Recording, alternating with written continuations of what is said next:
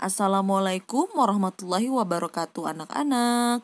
Kali ini Ibu akan membahas materi tematik 6A, subtema 1, pembelajaran 2 dan 3.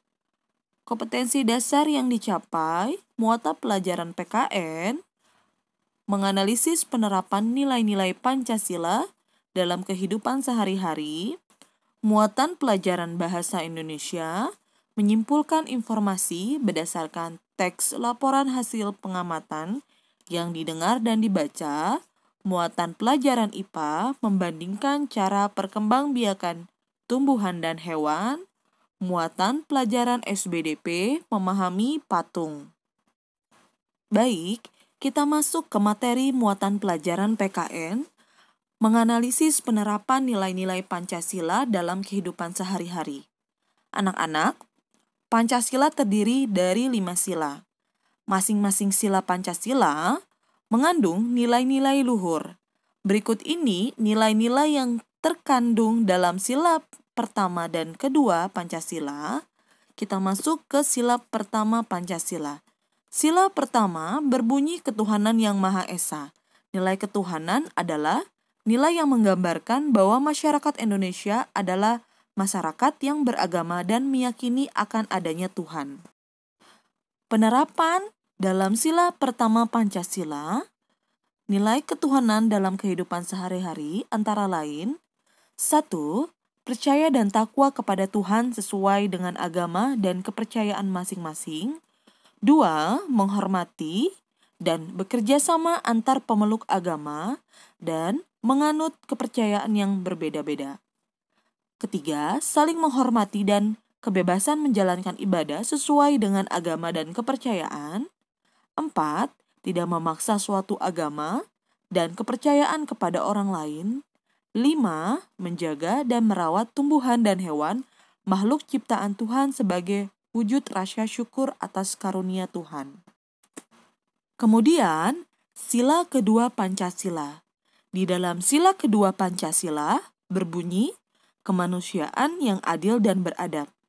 Makna dari nilai kemanusiaan tersebut adalah pengakuan serta menghormati martabat dan hak orang lain atau sesama manusia, saling menolong dan bersikap sebagai manusia yang beradab. Penerapan nilai kemanusiaan dalam kehidupan sehari-hari antara lain sebagai berikut. Pertama, mengakui persamaan derajat, persamaan hak, dan persamaan kewajiban antar sesama manusia. 2. Saling mencintai sesama manusia. 3. Mengembangkan sikap tenggang rasa. 4. Membantu orang lain dengan dasar rasa kasih sayang. 5. Bersikap adil terhadap orang lain tanpa melihat perbedaan yang ada. Kemudian, masuk ke muatan pelajaran SBDP tentang memahami patung. Anak-anak, kalian sudah tahu kan apa itu patung? Ya, patung merupakan salah satu hasil seni rupa 3 dimensi. Patung menurut Kamus Besar Bahasa Indonesia adalah tiruan bentuk hewan, manusia atau sebagainya dengan cara dipahat pada batu, kayu atau bahan lainnya. Patung dibuat dengan tujuan sebagai benda pajangan dan hiasan. Bahan patung dapat dibuat dari kayu, batu, tanah liat, atau gips.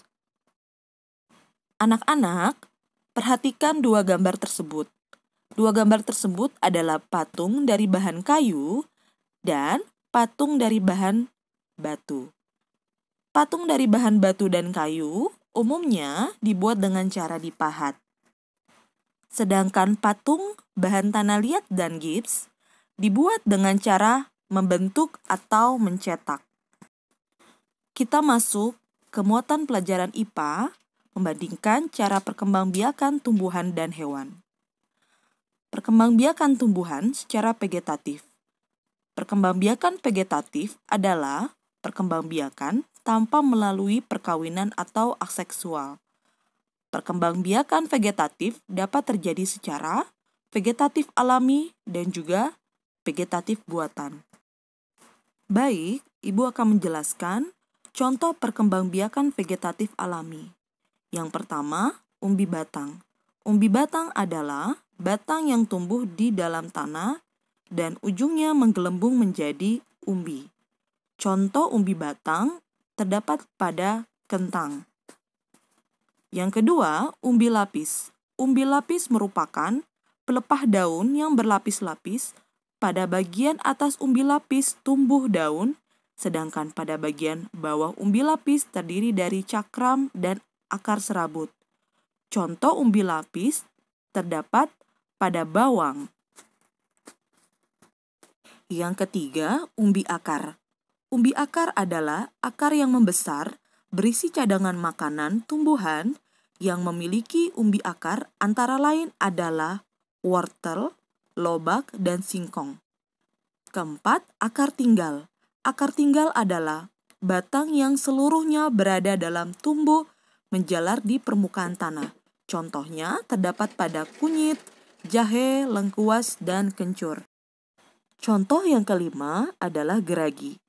Geragi atau stolon adalah batang yang tumbuh mendatar di permukaan tanah. Contoh geragi yaitu arbe, rumput teki, dan stroberi. Keenam, tunas. Tunas tumbuh dari batang yang terdapat di dalam tanah.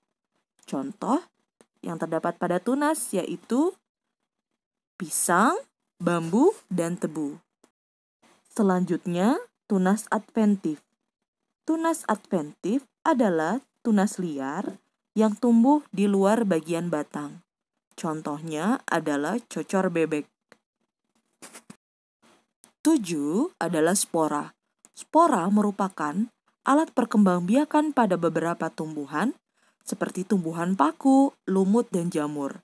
Spora berupa butiran halus yang terdapat di dalam kotak spora atau sporangium pada permukaan bawah daun. Selanjutnya, Ibu akan menjelaskan manfaat perkembangbiakan vegetatif alami.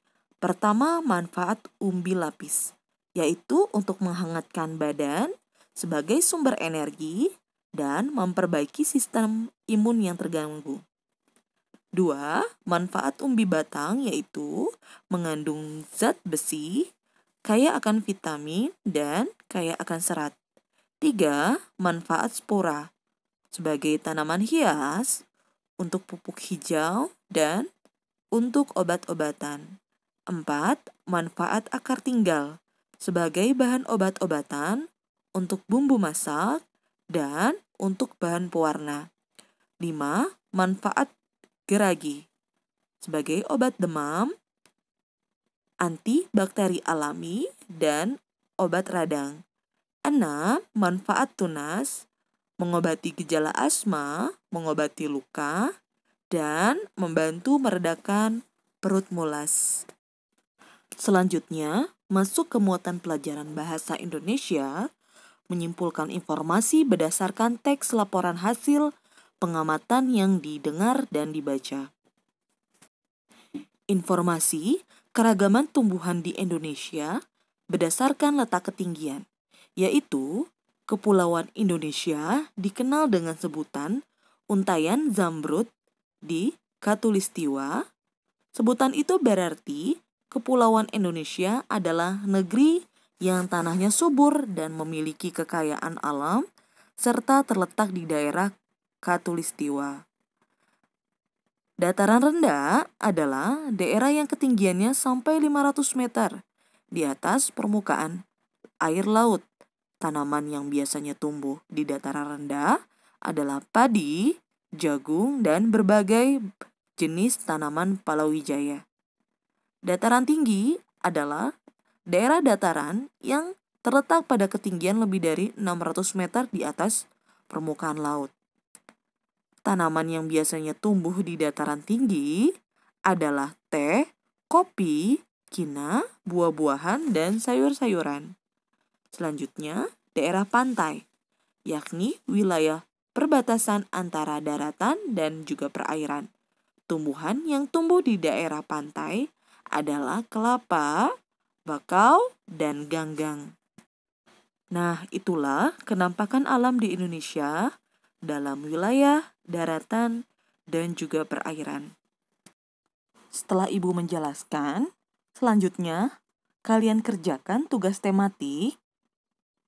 Yang pertama, baca dan cermati cerita pada halaman 17 dan kerjakan di buku cetak tematik halaman 18. Kedua, kerjakan di buku cetak tematik halaman 21 dan 22. Ketiga, kalian kerjakan di buku cetak tematik halaman 22 dan halaman 23.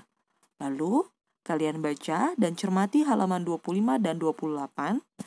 Jangan lupa kalian garis bawahi dengan stabilo mengenai informasi penting yang kalian baca. Selanjutnya, kerjakan di buku cetak halaman 28. Setelah kalian mengerjakan, hasil tugas kalian difoto dan dikirim via Google Classroom. Dan jangan lupa, setiap tugas yang dikerjakan diberi hari dan juga tanggal. Tetap semangat ya anak-anak. Wassalamualaikum warahmatullahi wabarakatuh.